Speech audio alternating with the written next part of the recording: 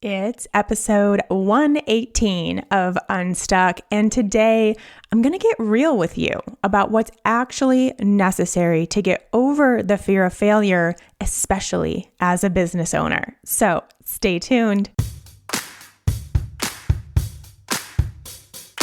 I'm Shawn Miner, and this is Unstuck, a space for heart-centered entrepreneurs to implement both the inner work and outer strategies required to get unstuck and build the impactful, profitable business of their dreams.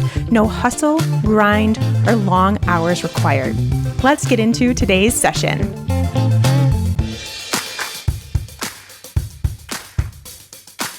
Hey there, friends. Welcome back to the Unstuck podcast. Thank you so much for tuning in to this episode. We've got a big topic to talk about today, that fear of failure. I'd say it's kind of a big deal. I'd say it's probably the biggest fear out there for most entrepreneurs, that fear of their business failing, of their dreams failing, of having to admit that they failed, hanging their heads kind of in shame or embarrassment and going back to work for someone else, going back to ask for their job back. There's a lot there, and it's uncomfortable and it doesn't feel great, and you really don't want to have to go through that. None of us want to really experience anything uncomfortable or painful if we can stand it, and failure is a big one. And really, I think it's the most common reason that most businesses never even get off the ground.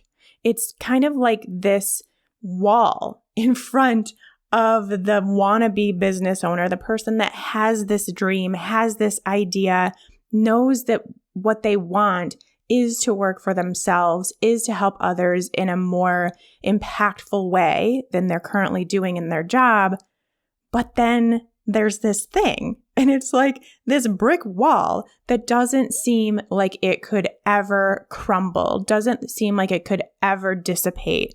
It's just there forever. And it never goes away because they're not going to do the work that we're going to talk about today. And it's inner work, of course. Getting over the fear of failure is 100% inner work, which is why we're talking about it here on Unstuck. It's our favorite thing to talk about. It's our favorite thing to do. Okay, let's start with a quote. And this quote is going to really sum up everything we're talking about today in terms of failure. The one who falls and gets up is stronger than the one that never tried. Do not fear failure, but rather fear never trying. And that is by Paulo Coelho. Let me read it again. The one who falls and gets up is stronger than the one that never tried. Do not fear failure, but rather fear never trying. And that will come in handy as we move through this episode. First, before we go any further, let me say one thing right now. If you are a current or future entrepreneur and experiencing a fear of failure in your business, welcome to the club. I cannot imagine there are any business owners out there who haven't experienced a fear of failure. It's just part of the process. It's part of having a business, doing your own thing, taking a risk, and seeing if it works. It's like, just think of it as your initiation into the world of working for yourself. That's all it is. Part of the process and something we all go through. So please do not take that fear of failure that you're currently experiencing as a sign that you should not move forward, that you should not do the thing. And don't think there's something wrong with you if you do feel scared or that you are worried you might fail. It's not any sort of sign that your idea, that your business venture is a bad one. That's not what that means. It's just what happens subconsciously in your programming as your ego tries to keep you safe and tries to keep you from taking a risk in any area of your life. And your business is no different. As I said, I highly doubt that there is any entrepreneur out there. I could probably go and ask every single one, and even the ones that have had this massive success and who only talk about all the good things that have happened since they started their business and never talk about the downsides. If I really actually asked them, we could all tell you about the numerous failures we've had along the way. Because here's the real kicker. You're gonna fail. There's gonna be some idea, some offer, some post, some message, some product, something that doesn't go well, does not go as you'd hoped. People don't respond to it. They don't buy, they don't like, they don't do the action you were hoping they would do, which would mean that thing was a success. It's going to happen. You can just count on it now. And so what we're going to talk about today is really talking in terms of that, knowing that it's going to happen, knowing that it's part of the process. It's your initiation into this wonderful world of working for yourself. So then how can we move from that place instead to where we don't have to fear it? We don't have to try to avoid it because we know it's going to happen. So then now what? And I'll get into some tips in just a minute, but I do, since I talked about everybody else, want to share my experiences with numerous failures. I've failed multiple times. I've created programs that nobody wanted. I've talked about this before. I'll say it again. My first 4 attempts at creating an online program, no one purchased. Not $1 was made from my 4 different attempts at an online program. And these were like online personal training and nutrition, like customized nutrition protocols. It was a really good program. Nobody wanted it. So I tried 4 times. No one purchased, not one. And I could have easily, like so easily thrown in the towel right then and there, called myself a failure, called this business I was trying to create a total disaster, make myself believe that I was not cut out to have a business. I was not cut out to have an online program. I was not cut out for it, and start looking for jobs or go back to the job that I had. I could have done that. After 4 times, that would be pretty legit, but I didn't. I tried a 5th time, and the 5th time worked. The 5th time, people purchased. And there have been so many other failures and flops and just things that didn't land since then. So many in the 9 years now of being in business. Never once did I stop. Never once did I make it mean anything else other than, okay, then that means I'm moving in this direction instead. And we'll get into that in a minute, how we can kind of reframe what appears to be a failure.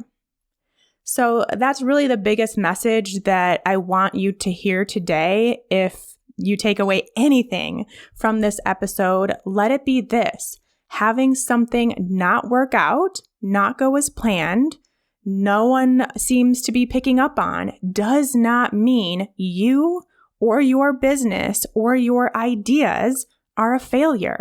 It doesn't mean that the world is going to end, that you're going to run out of money, that you're going to get made fun of. None of that is true because something doesn't work. All it means is that something didn't work. Something didn't work. And that happens all the time in all areas of life to every single person. Your business is going to be no different. So just plan on it. Plan on things not always going as planned, not always going the way you hoped it would. You having to pivot, try another idea, do something different. It's going to happen. And it's a great thing. You guys know I'm going to say this, but I'm just going to say it anyway. I know it's probably cliche and we hear it all the time, but please take it from me as a real person who's just doing this thing along with you guys. Every single time I had a failure, I now can look back a year, 2 years, 8 years, 9 years later and be so glad that that happened because it led me down the path that I went on and that I am currently on. If I don't have those failures, then I don't have this kind of direction point to go down. I don't come up with the ideas that are a success. I don't pivot when I need to pivot. I don't try something different when it doesn't work. You have to have that contrast, especially in business, to help you down your path. You can kind of think of it as like you're bowling and you have the bumper plates on the alley so that you don't ever go totally in the gutter. But if you start going in that direction, you're going to bounce back into the lane. So you're going to get to the end where you can knock down some pins and get some points and hopefully win. You're going to get there, but you need some direction, and mistakes and failures can actually be seen as those bumpers because they're guiding you in the right direction. So I guess we'll just get into this one right away when I'm going through. I have 4 tips for you that I want to share about the fear of failure. And this is one of them. So we'll start with this one. But I also want to mention that I don't want to say, yes, I used the title as getting over the fear of failure. It's a little more catchy, but it's not actually getting over it because I don't think it's really something to get over. It doesn't disappear, but instead moving through it. So how can you move through the fear of failure and take action despite maybe that fear, or to dissipate it, to lessen it so that you can take action? So let's call this moving through the fear of failure instead of getting over. I think it sounds a little more realistic. So we'll start with actually what is number 2, but this is what I was just talking about using the bumper plate analogy, changing your relationship with failure. That is what we really have to do. I mean, we, from the very beginning of our existence in our lives, have seen failure as a bad thing. We've seen losing as a bad thing, making mistakes as a bad thing. It's just ingrained in us as a society, as a culture. And if you, which you definitely have ever experienced failure in other areas of your life, then you felt that negative emotion attached to that thing not working out, that thing not going as planned. And so now you also have that attachment of negative emotion when this thing happens, which is failure, or how we perceive failure. You have those two attached from here on out. And that includes when anything in your business happens that you didn't want to happen or that didn't go as you hoped, then you automatically determine that as a failure. And then you automatically connect the failure with that negative emotion, with that negative state. But it doesn't have to be that way. You can disconnect the two, and especially when it comes to your business. Hey, don't even use the word failure in your business because it's not. The only time, as we go back to the quote from the day, the only time it's a failure is if you never even try.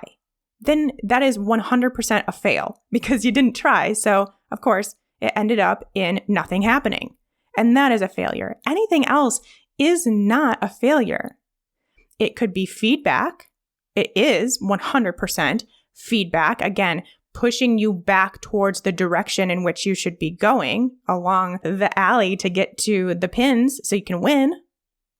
It is a learning experience. I mean, gosh, I'm so grateful to have had all of those experiences. Think of the 4 times I tried to create a program and it didn't work. I had to figure out, well, why the heck isn't this working? I know it's a good program.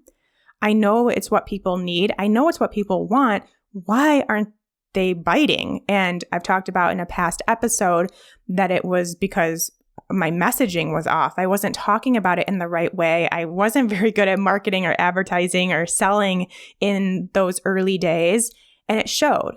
So it was that, and I had to learn from those failures how to do a better job at talking about this thing that I had and really sharing about it openly and sharing about it in a way that would deeply connect with the right people. And I was not doing that. I did not do that the first 4 times. So obviously it didn't go as planned. I learned from that experience. And instead of taking that to mean my business sucks and I'm never going to make any money doing this, it's not meant for me, and going back to a job I hated, or finding another job working for someone else, which I ultimately would have hated too, because I just, not my style. Instead of doing that, I figured it out. I took that as a learning experience, as feedback, and went from there and turned it into a success. And I still take those things that I've learned in that time, and I still use them today, which is now like 8 years later.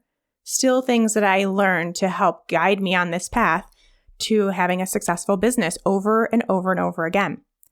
So failure only means that you're done. It only means you actually failed. It only means your business idea is terrible. You're not cut out for this. All these stories that your mind is going to want to feed you, your ego voice is going to want to feed you when something doesn't go your way. It only means that when you say it does. You, as in the inner you, as the you who has this dream, this vision, this plan, this purpose to fulfill, and using your business to do so, you are the one that determines when it's actually a failure and when it actually means stop. Not your ego voice, not society, not anyone around you who's telling you that because no one signed up for your program, that means this isn't meant to be. It's not up to them. It's not up to your subconscious programming. It's up to you. So you are the one that decides when it means failure. And until then, all it is a learning experience guiding you down the right path. That's all it is. There is no such thing as absolute failure until you say it's a fail. You have to determine that, and you have the power. We have so much power here. Let's use it to our advantage. So that's the first one, is to change your relationship with failure. It does not have to mean what you're currently taking it to mean. And in fact, it doesn't. Keep that in mind. We'll go back to number 1, which is to get real with yourself. Let's reiterate this. Again, I already said this once. Say it again because it's important. If you don't try, the chance of failure is 100%. Because you have this idea, you have this business that you want to pursue, you have people that you want to help, you know how you want to help them, you have so much going in this direction, but you never do it. And so it never happens. Those people never get the help they need. You never create the life you want to live. It's a failure. You failed at that vision, at that plan. That is the only time that we can call any of this a failure, is if you don't even try to get there. And so what I want you to do here in this getting real with yourself, I want you to figure out the cost of not trying. What is the cost of you never trying to get this business off the ground? Never changing your business model in the way that you want to so that it impacts more people? Never putting out that new product or that new service? Wherever stage you are in your business right now, there's another stage that you want to get to, I would assume. And so what is the cost of you not trying to get to that next step? Is it staying in an unfulfilling job? Not helping more people? Not making the impact that you're here to make? Not experiencing the time or financial freedom that you so desire? Not creating a schedule that actually works for you and your family so that you can spend more time with your loved ones? Is whatever that is to you, it's going to be different for everybody, but is that worth the risk? Is it worth the risk for all of these amazing things that could happen to just try? To just try and know that the second that you try, you have already not failed. because the only thing that would be remotely considered a failure is choosing to not try. And so once we're at that point where we really can see what's at stake here, and it seems to me that it would be, knowing all of the amazing things that could come out of this, whether you're starting a business or growing a business, expanding, trying something new, pivoting, whatever it is you're doing, knowing that that's out there, knowing everything that it could provide for you and others, it would seem like it's probably worth the risk. And we'll talk about that in just a second too. It's probably worth the risk to at least give it a try. And then once you're there, you've analyzed the risk versus reward. Also find out how committed are you to making sure that's what happens. Of course, a big piece of you being the one that determines whether something is a success or a failure. Remember, you are the only one that can call it that. Nobody else can. And you, as the one that determines that, a big piece of that is your commitment to it. Because if I were not committed to making this work for me, making this that I now have my life, after number 4 of no one buying what I was selling, I probably would have thrown in the towel. I probably would have gone back to my job. But I was committed. I knew the vision. I wanted it. And I was willing to do what it took to make it happen. Are you there too? And if not, what can you do to get yourself there? Is your vision not clear enough? Do you need to go back into your journal and do a little bit more working out of what your dream business looks like? Do you need to visualize more and get that sense in your body to where you're excited about your future? What do you need to do? And we talk about all of this in multiple episodes of Unstuck. So please go back if that's where you are. If you're not finding that you have that commitment level, please go back and see what you can do to ignite that and use past episodes to do that. Just scroll through and you'll find them. But we got to ask ourselves these questions. You've got to get real with yourself and really get connected to what you desire and the risk of it not happening simply because you're afraid to try. And as soon as you try, failure cannot exist. Unless you say it is. You are the one to determine that. Okay, let's move it right along. The next one, you know I'm going to go here because I always go here. Prove it wrong. The fear of failure is actually pretty weak because there's a very small, nil chance of it actually happening, as we've talked about just now. So it's not this very strong experience within you. It feels like it is right now, but it's actually not. And how we know and how you will know is how easily it is to prove it wrong. Because what actually is going to happen is you have this fear of failure, you do it anyway, you take action anyway, you put something out into the world, and maybe it isn't the first time, maybe it's not the second time, maybe it takes the 5th time. But eventually, because you are committed to what you want, you will get that one purchase. You will get that one person to like or comment on your post. You will get that one person to subscribe to your newsletter. You'll get that one person that downloads your podcast episode, that one listen, that one view. You'll get one experience that proves it didn't fail. And you'll be like, oh yeah, absolutely. I got this 100%. I am on. This is great. This is the best idea ever. I love it. You will have that experience. All it takes is one thing, that one person to go towards the thing that you desire, and it will completely squash your fear of failure.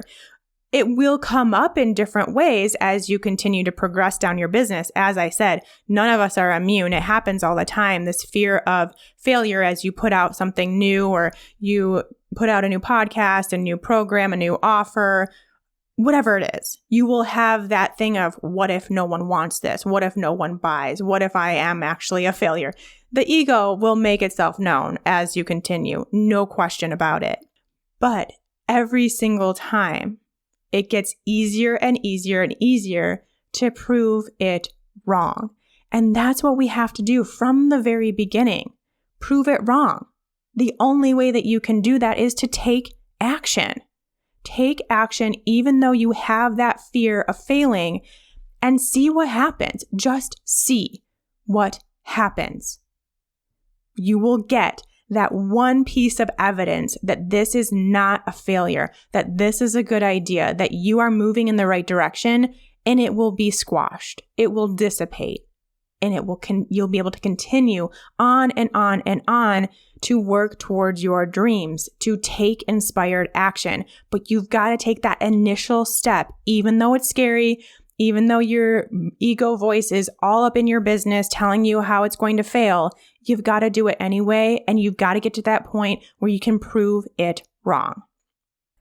And then the last thing, number 4, it's actually an exercise. I love doing this exercise. I do it often. As I said, fear of failure sticks around as you continue to grow and expand and try new things and move in different directions.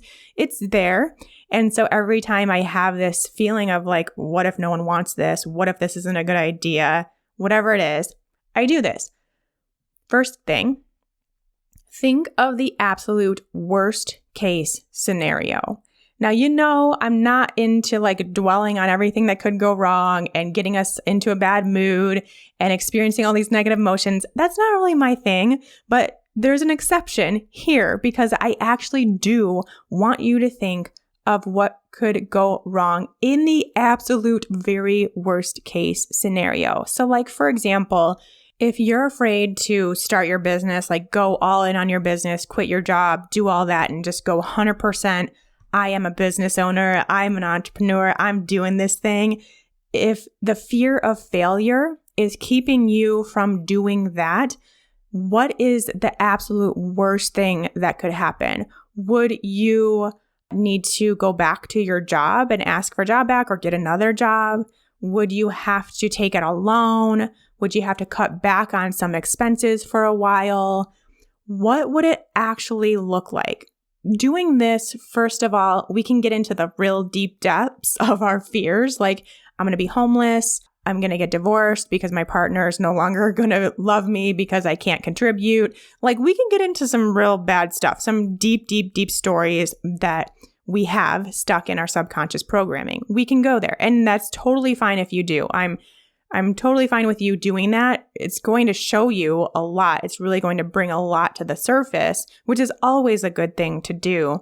So that's the first thing. The second thing is that you can see, once you're there, that it's probably not going to get that bad, like very, very, very, very slim chance that what you're really fearing would ever actually happen.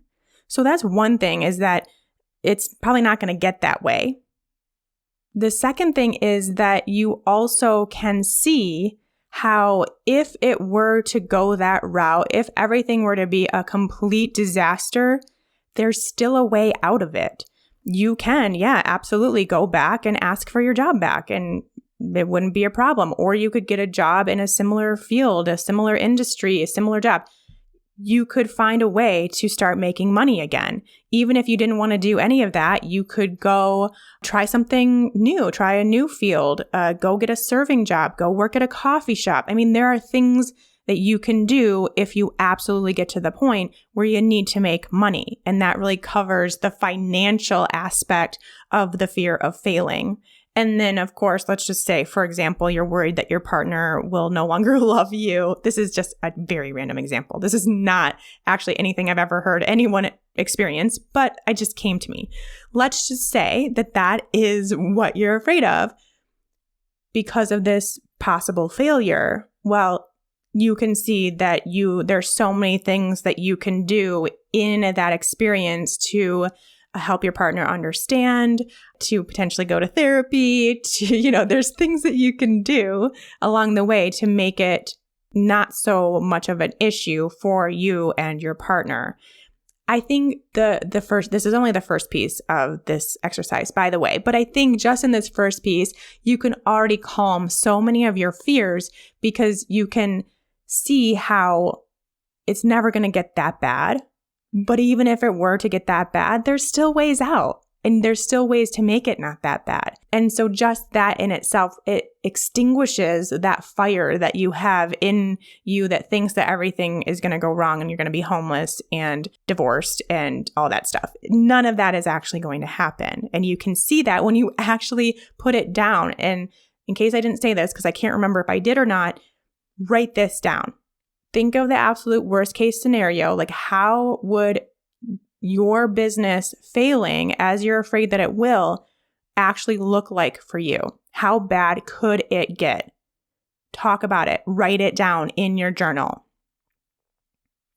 And then the next step is to think of the absolute best case scenario.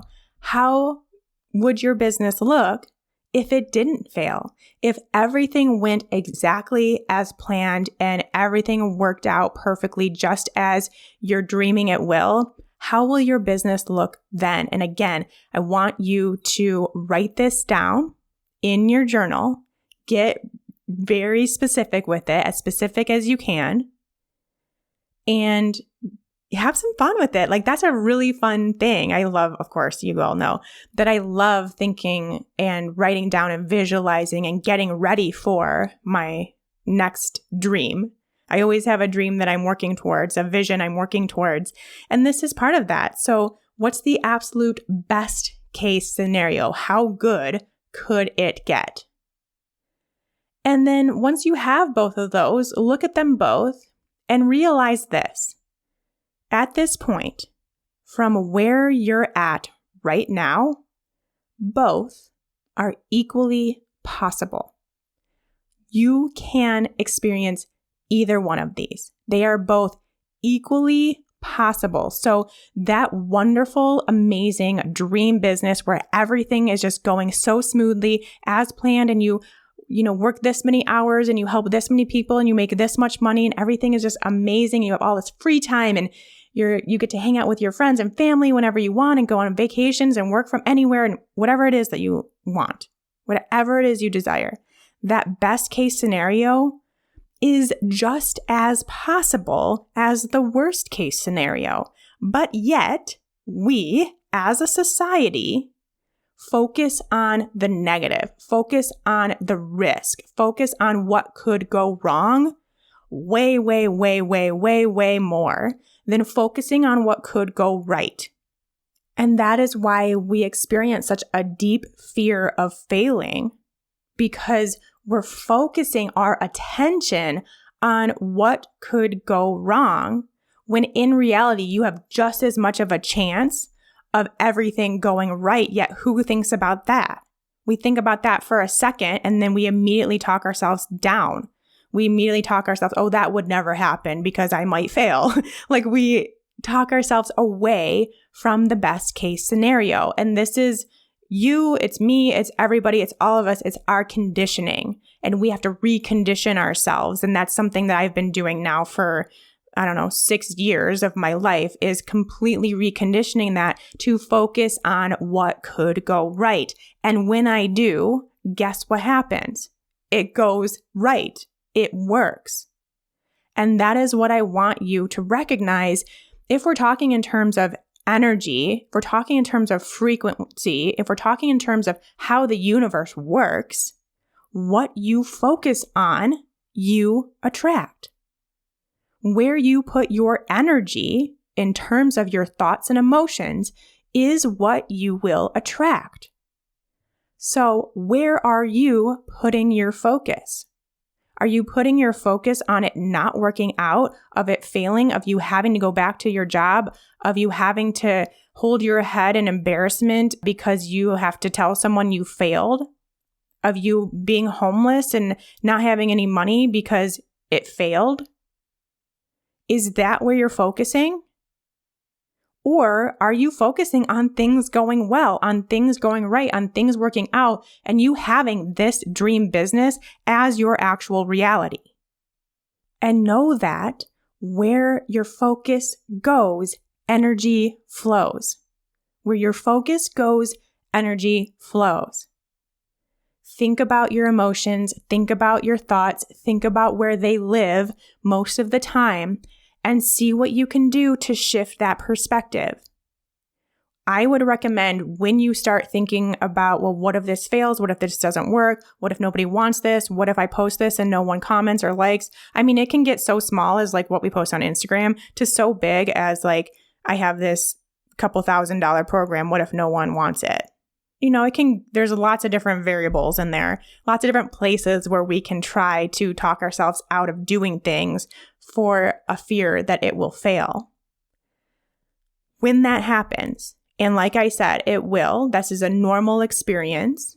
When that happens, see what you can do to shift your perspective and start thinking about the amazingness that will happen if it goes well, if it goes as planned, if it goes the way that you want it to, if people do sign up, if people do start listening, if people do start watching your YouTube videos, if people do start following you. Think about that and think about how amazing that will be for you and your business and your future and everything that you want. And use that as your guiding force, knowing that where focus goes, energy flows. Keep that in mind. And please do that exercise. Write down worst case scenario, write down best case scenario. I promise it works, it helps, it is so, so powerful. All right, I'll leave you with those 4 tips for moving through the fear of failure. I think that gives you enough. And honestly, I just kind of wanted to be a little bit of a cheerleader, a little bit of a motivator, an encourager, as I tend to do, but especially on this episode because I completely understand. I've completely been there. It's a very common thing to experience this fear of failing. And I know that sometimes we just get into such a spiral with it. We let it overtake us and never actually take any action. And that's not what I want for you because I know that that is the way out. And so I just wanted to remind you of that. And if this is something that you're currently going through, whether you're starting your business or you're taking your business in a new direction or launching a new piece of your business, whatever it is, let me know. Send me a direct message over on Instagram at UnstuckEntrepreneur is where you can find me. Head over there, follow along, and send me a message and we can chat. Also, just a reminder that the clock is ticking to get on the VIP waitlist for my newest program that will be officially launching out into the public in a few weeks. It's called Signature Program Lab.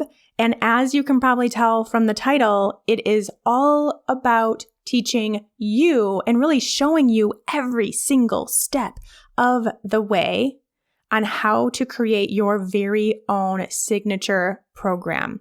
It's like a group coaching program, an online program that you can run for your business, teaching people what you want to teach them, showing them the journey that you will take them on from point A to point B. You can do it all in a group. You can do it all and have it be mostly automated, which gives you a ton of time back. So I'm a huge fan, huge fan, but I'm going to show you how to do that. It will shave years off of the time that it takes to actually have you put this program out into the world, including launching it and selling it. So I'll give you all the tools that you need to do that, and every single thing that I use to launch things myself, you will have access to, which will save you so much time. Just head to SeanMiner.com/SPL, which stands for Signature Program Lab, to get on the wait list, to be the first that it's notified when this program is released out into the world, and of course, a special coupon code that no one else will ever see. Again, head to SeanMiner.com/SPL, get on the wait list, and you will be notified in a few weeks, like very soon, when it's ready for you. All right, everyone, until next time, take care. If you're like most of my clients, you followed your passion for health, got your certifications, did the trainings, and now you're excited to have your very own thriving, impactful wellness business. But how do you actually do that?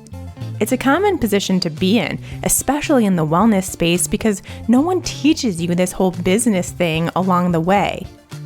This trend is exactly why I'm here, a passionate nutritionist turned business coach for wellness professionals, because I'm done seeing wellness practitioners continue to play small in their business simply because they don't know the right steps to take.